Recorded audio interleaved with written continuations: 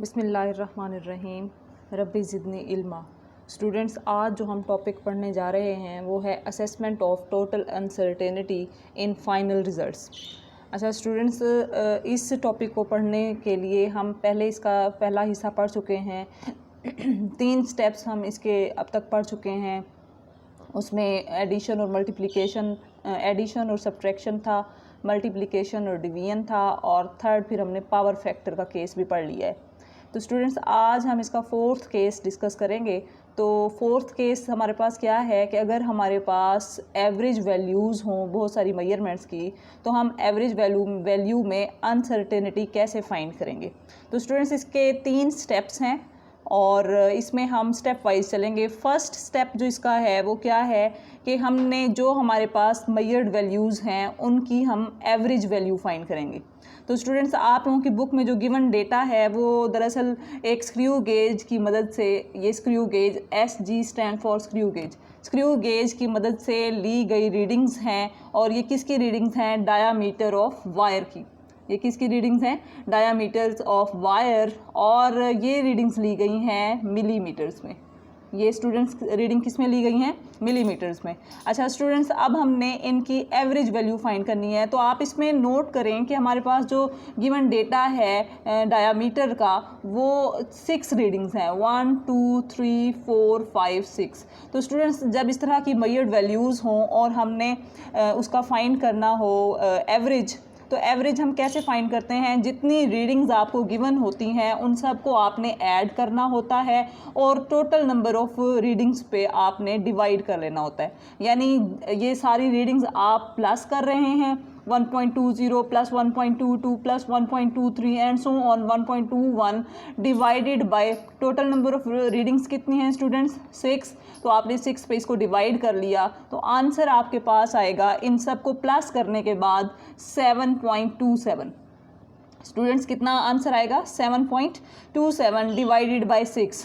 अब इसको आप सिर्फ 6 पे डिवाइड करें तो आंसर आपके पास आता है 1.2116 मिलीमीटर्स। तो स्टूडेंट्स, अब देखें, आप लोगों ने जो सिग्निफिकेंट फिगर्स वाला रूल पढ़ा था उसमें आपने पढ़ा था कि जब हम एडिशन करते हैं तो एडिशन में हम सिग्निफिकेंट फिगर्स की तादाद को मद्देनज़र नहीं रखते बल्कि हम लोग डेसिमल प्लेसेस को देखते हैं। तो यहाँ पे डेसिमल प्लेसेस जो हैं वो आपके पास इशारिया के बाद कितनी हैं? 2 डिजिट्स आ रहे हैं। तो आपने आंसर को भी राउंड ऑफ करना है 2 डिजिट्स तक। तो आपके पास 1.21 जो है ये आपके पास, इसमें जो नंबर ऑफ डेसिमल प्लेसेस आ रहे हैं वो 2 हैं। तो बाकी जो 1 और 6 हैं ये इनको आपने क्या करना है? डिलीट कर देना है, इनको आपने ख़त्म करना है। ये 1.16 को आपने यहाँ से रिमूव करना है। तो राउंडिंग ऑफ, आप लोगों ने राउंडिंग ऑफ के भी रूल्स पढ़े हुए हैं। तो स्टूडेंट्स, इसमें आपने देखना है कि फर्स्ट ड्रॉपिंग डिजिट अगर लेस देन 5 है तो आपने क्या करना होता है? आपने लास्ट रिटेनिंग डिजिट को एज इट इज़ लिख देना है। तो यहाँ पे ये फर्स्ट ड्रॉपिंग डिजिट 1 है। तो स्टूडेंट्स, 1 इज़ लेस देन 5। तो इस वजह से फिर हम क्या करेंगे? इस आंसर को 1.21 ही रहने देंगे। तो ये आपके पास जो एवरेज आपने फाइंड कर लिया है डायामीटर, तो ये एवरेज डायामीटर है, ये फर्स्ट स्टेप हो गया।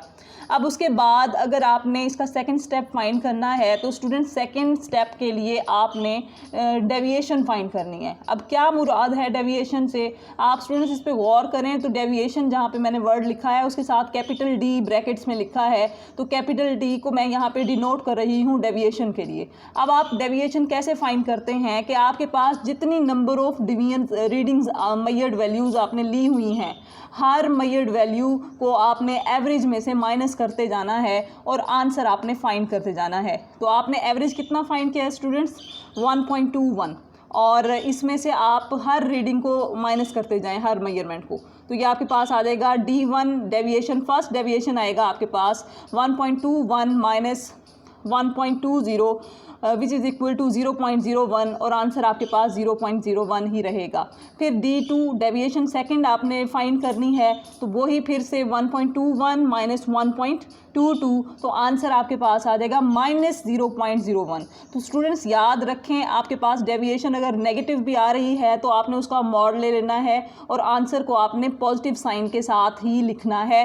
ये चीज़ आप लोगों ने अपने जहन में रखनी है, आपने नेगेटिव साइन यहाँ पे यूज़ नहीं करना। तो ये नेगेटिव साइन को आपने पॉजिटिव कर दिया, 0.01 फिर से आ जाएगा। D3 आपने फाइंड किया, फिर से 1.21 माइनस 1.23, तो आंसर आपके पास माइनस 0.02, उसका आप मॉड लेंगे, मैग्नीट्यूड लेंगे, तो आपके पास आंसर पॉजिटिव आ जाएगा 0.02।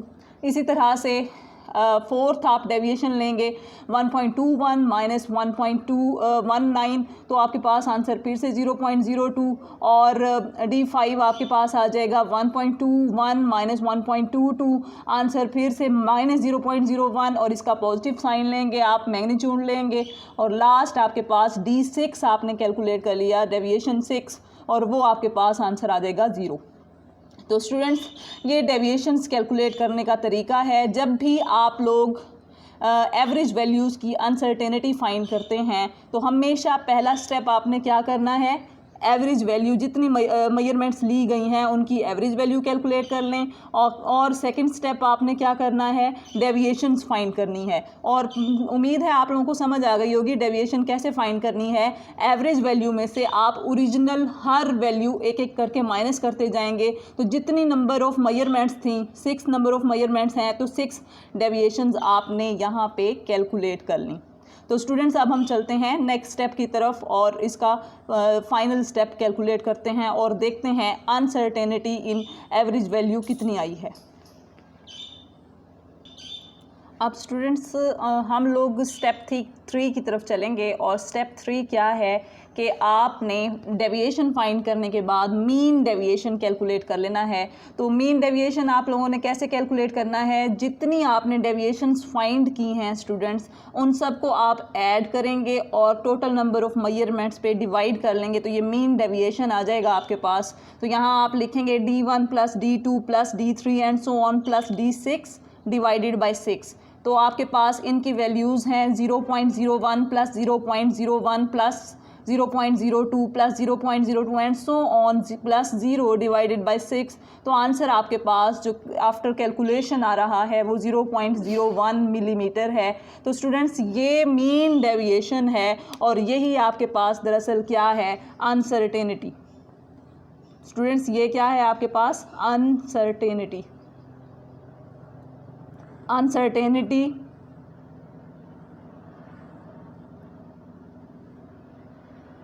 इन एवरेज वैल्यू।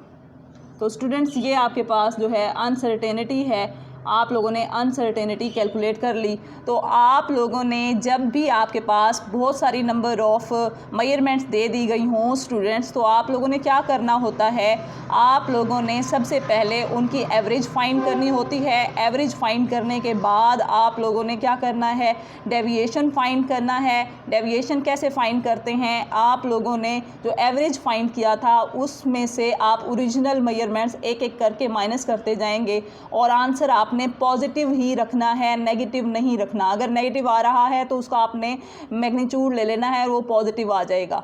और उसके बाद लास्ट स्टेप आपने क्या करना है स्टूडेंट्स, लास्ट स्टेप आपने करना है मीन डेविएशन फाइंड करनी है। जितनी नंबर ऑफ डेविएशंस ली थी उनको ऐड करके टोटल नंबर ऑफ मेजरमेंट्स पे डिवाइड कर लेंगे, तो आपके पास जो आंसर आएगा वो अनसर्टेनिटी आ जाएगी एवरेज वैल्यू की। तो स्टूडेंट्स अब चलते हैं नेक्स्ट, इसके जो लास्ट केस है वो फाइंड करते हैं कि टाइमिंग एक्सपेरिमेंट अगर हो तो फिर किस तरह से अनसर्टेनिटी फाइंड की जाती है।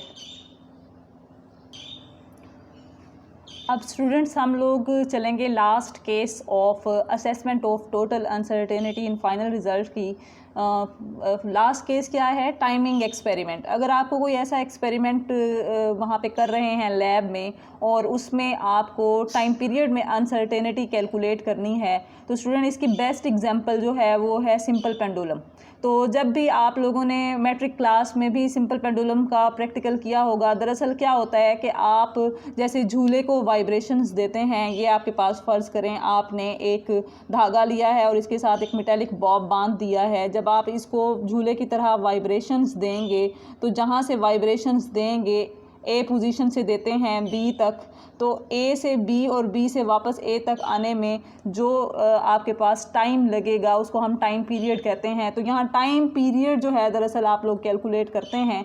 तो इसमें हम होता क्या है दरअसल कि हम स्टॉप वॉच लेते हैं और 20 या फिर 30 वाइब्रेशंस जो हैं वो हम काउंट करते हैं। 30 वाइब्रेशंस के लिए जो टाइम हमारे पास यहाँ पे आपकी बुक में गिवन है वो है 54.6 सेकेंड्स। और जो स्टॉप वॉच हमने ली है, स्टॉप वॉच का जो लीस्ट काउंट स्टूडेंट्स गिवन है वो है 1/10 ऑफ अ सेकेंड यानी 0.1 सेकेंड्स। और उसके बाद नेक्स्ट आपको जो डेटा गिवन है आपकी बुक में वो है नंबर ऑफ़ वाइब्रेशंस। और हम यहाँ पे जो नंबर ऑफ़ वाइब्रेशंस काउंट कर रहे हैं वो कितनी है 30। और नंबर ऑफ़ वाइब्रेशंस का सिंबल जो है स्मॉल n होता है, इसको 30 के इक्वल पुट कर लेंगे। और फिर उसके बाद याद रखेंगे मैंने स्टूडेंट्स लिखा हुआ है टाइम टू कंप्लीट 1 वाइब्रेशन, इसको हम कैपिटल टी से ज़ाहिर करते हैं और टाइम फॉर 30 वाइब्रेशंस को हम स्मॉल टी से ज़ाहिर करते हैं। तो इन दोनों में आपने डिफरेंस याद रखना है, स्मॉल टी और कैपिटल टी, इन दोनों में स्टूडेंट्स आप लोगों ने डिफरेंस याद रखना है। तो 30 वाइब्रेशंस के लिए टाइम आपको गिवन है 54.6 सेकेंड्स और टाइम पीरियड हमने कैलकुलेट करना है यानी टाइम फॉर 1 वाइब्रेशन। तो आप क्या करेंगे, ये आपके पास फार्मूला गिवन है टाइम फॉर 1 वाइब्रेशन का कि आप टाइम फॉर 30 वाइब्रेशन को डिवाइड कर लेंगे टोटल नंबर ऑफ़ वाइब्रेशंस पे, यानी 54.6 divided by total number of vibrations कितनी ले रहे हैं हम यहाँ पे 30। तो ये आ जाएगा आपके पास 54.6 डिवाइडेड बाय 30। तो आंसर हमारे पास आ रहा है 1.82 सेकेंड्स। तो सबसे पहले तो स्टूडेंट्स हमने टाइम पीरियड की जो ट्रू वैल्यू या मेजर्ड वैल्यू कैलकुलेट कर ली। अब उसके बाद नेक्स्ट स्टेप हमने फिर से क्या करना है, हमने अनसर्टेनिटी कैलकुलेट करनी है टाइम पीरियड में।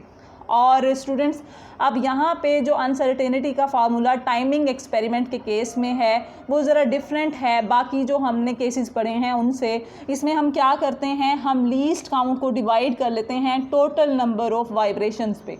किस पे डिवाइड कर लेते हैं, टोटल नंबर ऑफ़ वाइब्रेशंस पे। तो आपको गिवन है लीस्ट काउंट स्टॉप वॉच का और वो कितना है 0.1 और टोटल नंबर ऑफ़ वाइब्रेशन जो हम यहाँ पे ले रहे हैं वो कितनी है 30। तो 0.1 डिवाइडेड बाय 30 तो आपके पास आंसर आ जाएगा 0.003 सेकेंड्स।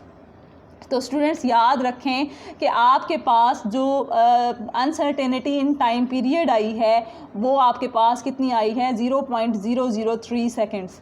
अब आपने स्टूडेंट्स क्या करना है, आपने यहाँ पे कैलकुलेट कर लेनी है, जो इसको आपने उसी फॉर्म में लिख देना है जो स्टैंडर्ड इसकी फॉर्म है अनसर्टेनिटी लिखने की, कि आपने मेजर्ड वैल्यू प्लस माइनस उसकी अनसर्टेनिटी लिखना है। तो आपके पास मेजर्ड वैल्यू आई है या ट्रू वैल्यू आई है 1.82 सेकेंड्स और उसके बाद जो आपके पास अनसर्टेनिटी आई है टाइम पीरियड की वो कितनी आई है 0.003 सेकेंड्स।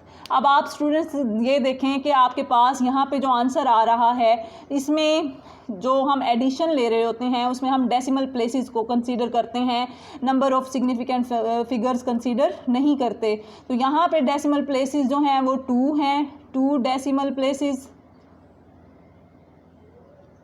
और जो आपके पास नेक्स्ट है ये अनसर्टेनिटी, इसमें नंबर ऑफ़ प्लेसेस कितने हैं, डेसिमल प्लेसेस 3 हैं। तो स्टूडेंट्स फिर हम इसको बराबर कैसे करेंगे, हम यहाँ पे लिख देंगे 1.820 प्लस माइनस, इसे फ़र्क नहीं पड़ेगा 0.003। तो आपके पास इस तरह से आंसर जो है वो क्या आ जाएगा, ट्रू जो अनसर्टेनिटी इन टाइम पीरियड का आंसर आ जाएगा। तो स्टूडेंट्स ये हमारे पास एक स्टैंडर्ड फॉर्म है लिखने के लिए कि अगर हमें मेजर्ड वैल्यू पता चल जाए which is equal to T divided by N और प्लस माइनस ये आपके पास है least count divided by N and N stands for number of vibrations.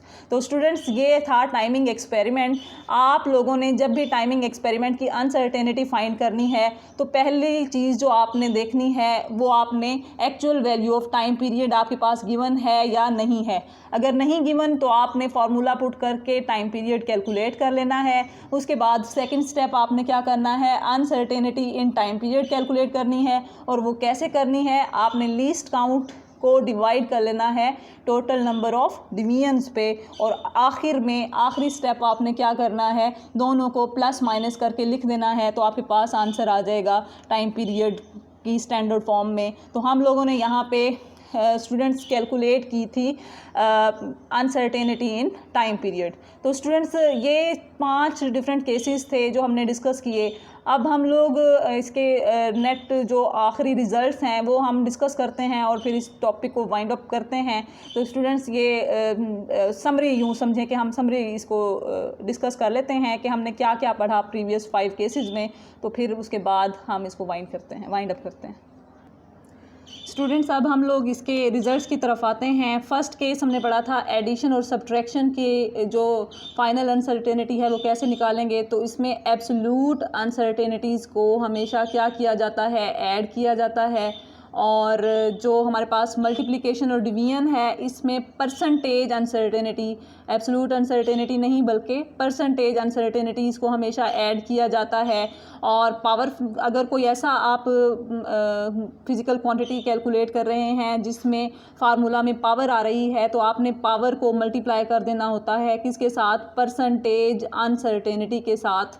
और लास्ट आपके पास जो है वो फोर्थ केस है एवरेज वैल्यू। तो वो आप कैसे कैलकुलेट करते हैं, सबसे पहला स्टेप आपने एवरेज कैलकुलेट करना होता है जो भी आपको फिज़िकल क्वांटिटी दी गई है उसका, और फिर सेकंड स्टेप डेविएशन कैलकुलेट करनी है। और वो कैसे करते हैं, डिफरेंस ले लेना है आपने एवरेज में से जो आपकी मेजर्ड वैल्यूज़ हैं एक एक करके। और फिर लास्ट स्टेप आपने क्या करना होता है, आपने मीन डेविएशन कैलकुलेट करना है। और यही मीन डेविएशन जो है ये दरअसल क्या होता है, अनसर्टेनिटी। ये स्टूडेंट्स क्या होता है, अनसर्टेनिटी। और लास्ट आपके पास था टाइमिंग एक्सपेरिमेंट। तो उसमें आपने टाइम पीरियड कैलकुलेट करना होता है। वो कैसे, आपने गिवन टाइम को आपने नंबर ऑफ डिवीजन जो वाइब्रेशंस हैं उस पे डिवाइड कर लेना होता है। ये आपके पास टाइम पीरियड कैलकुलेट करने का फार्मूला है। और जो अनसर्टेनिटी इन टाइम पीरियड है उसको आप कैलकुलेट कैसे करते हैं, least count of timing instrument divided by the total number of divisions. तो ये आप uncertainty in time period calculate कर लेते हैं स्टूडेंट्स। तो यहाँ पे एक नोट करने वाली बात है कि अगर आपके पास पावर फैक्टर वाला फार्मूला आया है, आप फ़र्ज़ करें वॉल्यूम ऑफ सिलेंडर कैलकुलेट कर रहे हैं, वॉल्यूम ऑफ सिलेंडर। तो स्टूडेंट्स याद रखें ये आप कैसे करेंगे, ये इसका फार्मूला होता है V = पाई R स्क्वायर L।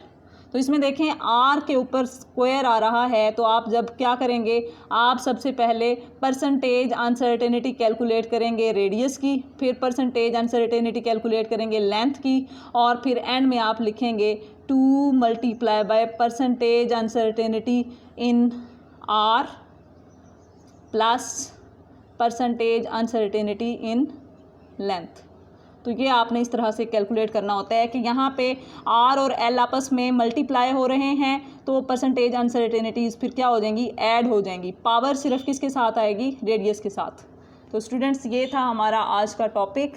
उम्मीद है आप लोगों को ये वाला जो इतना ड्राई और टफ़ टॉपिक था, जो स्टूडेंट्स को समझ नहीं आता था, वो समझ आ गया होगा। और इंशाल्लाह अब हम इसके एक्सरसाइज की तरफ बढ़ेंगे। डायमेंशन वाला टॉपिक पहले ही हमने कवर अप कर लिया है। तो इंशाल्लाह अब मिलेंगे एक्सरसाइज के साथ, तब तक के लिए अल्लाह हाफ़िज़।